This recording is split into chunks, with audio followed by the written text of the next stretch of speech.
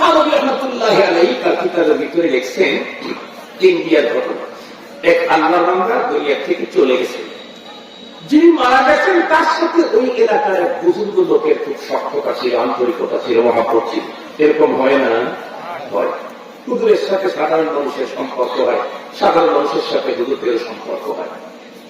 তো বেচারা মরে গেছে, হুজুরের স্বাভাবিক দোয়া কালাম করছেন। হঠাৎ একদিন ঘুমের ঘরে স্বপ্ন দেখলেন ওই মৃত্যু লোককে। হুজুরের আমার মনে আছে যে উনি মারা গেছে।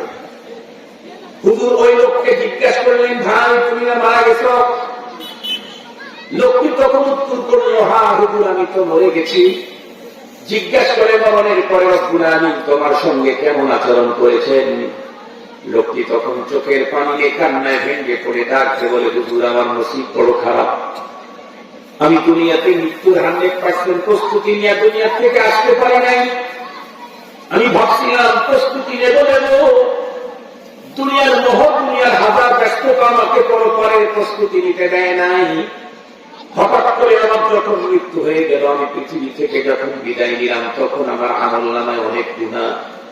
আমার কপালটা এমন, আমার ঘরে আল্লাহ পাক কোন সন্তান দান করেন নাই, ছেলে সন্তান নাই। আমার শুধুমাত্র একটাই কন্যা সন্তান। কি নসিব আমার! কন্যা সন্তানটি নিজেও নামাজ পড়ে না, ইসলামের উপরে চলে না, বরং দুশ্চরিত্রা বাজারি মেয়ে। আজকে এখানে কালকে ওখানে দুশ্চরিত্রে গিয়ে কাজ করে বেড়ান। আমি যে গুনাহ নিয়ে দুনিয়া থেকে বিদায় নিয়েছি, এ কারণে গুনাহের কারণে প্রতিদিন অমুক টাইম থেকে অমুক টাইম পর্যন্ত আমাকে আগুনের শাস্তি ভোগ করতে হয়। আমার আর সহ্য হয় না, আর আমি সহ্য করতে পারি। আজকে আল্লাহ পাক তোমার সঙ্গে আমার দেখা করায় দিল। বুজুর্গ আল্লাহ বলি, আপনি প্লিজ, আপনি তো আমার মেয়েটাকে ছিলেন, আপনি যদি একটু দয়া করেন তাহলে আল্লাহ পাক আমাকে মাফ করে দিতে পারে। কি দয়া!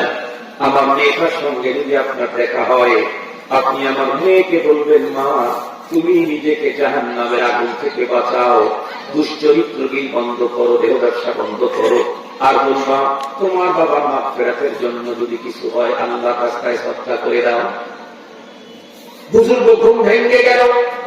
পরের দিন থেকে খুঁটাখুটি শুরু করেন, কিন্তু মেয়েটিকে পায় না কেন? ওর তো কোনো ঠিকানাই নাই, ও তো দুশ্চরিত্রা বাজারি। আজকে এই বাজার, কালকে সেই বাজার। হাজার অনুসন্ধান চালানোর পরেও মেয়েটাকে পাচ্ছে না। একদিন উনি পথ চলতেছিলেন, পথের পাশে একটা দিঘি ছিল। দিঘির ভিতরে ওপেন খোলা আকাশের নিচে দাঁড়িয়ে দাঁড়িয়ে গোসল করছিল মেয়েটি। আপনারা বলুন তো দেখি, মুসলিম কোন যুবতী নারীর জন্য ওপেন খোলা আকাশের নিচে বাইরে কোথাও গোসল করার অনুমতি আছে নাকি? নেই। মেয়েটি খোলা আকাশের নিচে ওপেন রাস্তার পাশে দাঁড়িয়ে গোসল করতেছে। এমন মুহূর্তে বুজুর্গ তার পাশ দিয়ে যাইতেই চিনে ফেলেছেন। বুজুর্গ মেয়েটিকে দেখে বললেন, ও মা। মেয়েটি পিছনের দিকে তাকালো, ফিরে মধুর কণ্ঠে, মায়াবী কণ্ঠে আমাকে মা বলে কে ডাক দেয়। পিছনের দিকে তাকায় মেয়েটিকে চিনতে পেরেছে। সে তখন বলে, আঙ্কেল কিছু বলতে চান নাকি বলেন? উনি তখন চোখের কান্না নিয়ে বললেন, মা বেশ কিছুদিন পূর্বে স্বপ্নের ভিতরে তোমার বাবার সঙ্গে আমার দেখা হয়ে গেল। তোমার বাবা আমাকে কান্না ভিজা কণ্ঠে বলল, মা মা।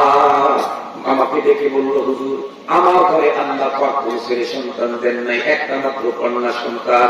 সেও দেহ ব্যবসায় লিপ্ত আছে, নিজেকে জাহান্নাম থেকে বাঁচায় না, আমার জন্য পরপারে কিছু পাঠায় না। তোমার বাবা প্রতিদিন অপরাধের গুণা নিয়ে যাওয়ার কারণে এই টাইম থেকে এই টাইম পর্যন্ত আগুনের শাস্তি ভোগ করা লাগে। তোমার বাবা কান্না বিজড়িত কণ্ঠে আমার কাছে মেসেজ পৌঁছিয়েছেন তোমাকে বলার জন্য, মা তুমি নিজেও জাহান্নামের আগুন থেকে বাঁচো। যেই কাজ করো এই কাজ থেকে তুমি নিজেকে সেফ রাখো। আর তুমি সম্ভব হয় তোমার বাবার গুনাহ মাপের জন্য একটু ব্যবস্থা করে নিও। এ কথা বলতেই মেয়েটি দাঁড়ানো ছিল। এতটাই সঙ্গে দিন, এতটাই সিরিয়াস শব্দ দিলেন নারী। সে ওখানে দাঁড়িয়ে একটু ভাবলো। এরপরে দাঁড়ানো অবস্থায় পানির ভিতরেই দাঁড়ানো, পানির ভিতরে থেকে এক চোল পানি হাতে নিয়ে এক চোল পানি এই পুরো বুজুর্গর দিকে এভাবে ফিকে মেরে বলে, অঙ্কেল বাবার জন্য এটাই দিলাম, এর বাইরে আর কিছু দেওয়ার সুযোগ আমার নাই। এ কথা যখন বলছে বুজুর্গ একটু দিন তখন কেঁদে উঠছে, আল্লাহ পৃথিবীতে এমন সাংঘাতিক নারী তুমি বানিয়েছে, পুরুষের চাইতে নারীদের তীর্থস্রাব হয়, নরম হয়। নিজের মৃত্যু বাবার কষ্টের কথা শুনেও চার অন্তর কিঞ্চিত পরিমাণে থামলো না, এ কেমন নারী? বুজুর্গ আফসোস করে ওখান থেকে চলে গেলেন। রাত্রের বেলায় যখন ঘুমিয়েছেন, ঘুমের ঘরে স্বপ্নে আবারও ওই লোকের সঙ্গে দেখা। এবার বুজুর্গ জিজ্ঞাসা করে, ভাই তোমার কি কন্ডিশন? লোকটি তখন মুস্কি হাসি দেয়, বলে আলহামদুলিল্লাহ, আল্লাহ আপনার মঙ্গল করুক। আল্লাহ মেহেরবানিতে এখন আর আমার জন্য আযাবের ওই ব্যবস্থা নাই। এ বুজুর্গ বাবা জিজ্ঞাসা করলেন, কি করে তোমার আযাব বন্ধ হলো? কেন? আপনি না আমার মেয়েকে বলেছিলেন আমার মেয়ে আমার জন্য যা পাঠিয়েছে সেই পাওনা পাওয়ার পরে আল্লাহ পাক আমাকে আযাব থেকে মুক্তি দিয়েছেন, জামিন মঞ্জুর করেছেন। আল্লাহু আকবার বলেন। বুজুর্গ ডেকে বলে, তোমার মেয়ে তো কিছুই দেয় নাই। আমি তোমার মেয়েকে দেখলাম পথের পাশে দিদির ভিতরে দাঁড়িয়ে দাঁড়িয়ে গোসল করে। আমি যখন তোমার দুঃখ দুর্দশার কথা বললাম, তোমার মেয়ের চেহারার ভিতরে কিঞ্চিত পরিমাণের পরিবর্তন দেখলাম না। তোমার মেয়ে কিছুক্ষণ দম ধরে দাঁড়িয়ে রইল, এরপরে হাতের ভিতরে একটু পানি নিয়ে ছুঁড়ে মেরে বলে, আঙ্কেল এই পানিটুকুন বাবার জন্য দিলাম, এর চাইতে উন্নত দেওয়ার কিছু আমার কাছে নেই। বুজুর্গ আমার ভিতরে কি তখন এই বুজুর্গকে দেখে বলে, ও ভাই আল্লাহর ওলি, আমার মেয়ের ওই এক চুল পানির ভিতরেই আমার মুক্তি আর জামিনের ব্যবস্থা হয়ে গেছে। কি করে? এক চুল পানি দিতে মানল আর আপনার জামিন হয়ে গেল, মুক্তি পেয়ে গেলেন, আযাব থেকে মুক্ত ব্যবস্থা হয়ে গেল। কি করে? আল্লাহু আকবার। হাকিমুল উম্মাহ থানভী রাহমাতুল্লাহি আলাইহি উনি লিখেন ওনার কিতাবে যে ওই মৃত ব্যক্তি দেখে বলে যে আমার মেয়ে যে এক চুল পানি দিয়েছিল সত্যি আমার মুক্তির জন্যই দিয়েছিল, তার দিয়ে এটাই ছিল।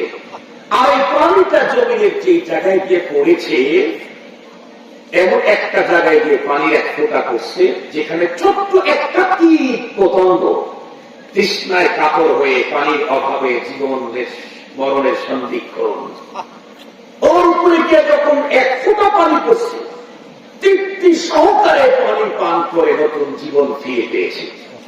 ওই ছোট্ট কীট আল্লাহ পাকের কাছে তখন কেঁদে উত্তর করছে, আল্লাহ মৃত্যু জীবন মৃত্যুর সন্ধিক্ষণে যেই লোকের পানির মাধ্যমে তুমি আমাকে নতুন করে জীবন দিলা, তার আপনজন যদি পৃথিবীর কোথাও যে কোনো জায়গাতে মুসিবতে থাকে তাকে তুমি এখনই মুক্ত করে দাও।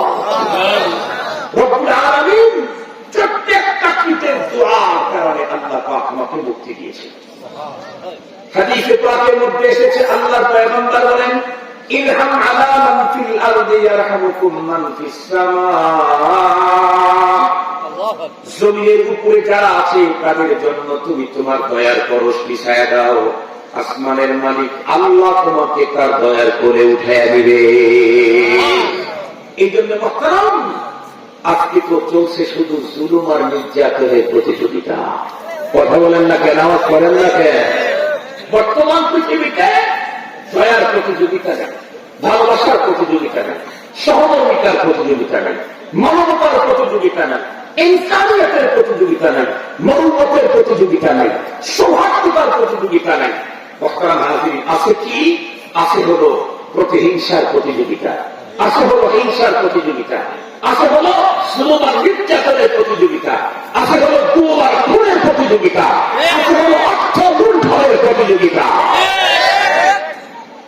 তামাম পৃথিবী আজকে পাপে পাপে ভরে গেছে, পৃথিবী আজকে পাপে পাপে ভরে গেছে। পাপ মুক্ত সমাজ আর দেশ করতে চাইলে কোরআনে পাকের বিদ্যার বিকল্প কোন ব্যবস্থাই নাই। একমাত্র কোরআন বিদ্যা মানুষকে পাপ মুক্ত রাখতে পারে। যে মানুষ কোরআন থেকে যত দূরে থাকবে তার ভিতরে ভবিষ্যৎটা তত হীন হয়ে যাবে। কোরআন যার ভিতরে যত বেশি ঢুকবে আল্লাহ পাক রব্বুল আলামিন তাকে তত উন্নত সুন্দর জীবন চলার ব্যবস্থা করে দিবেন।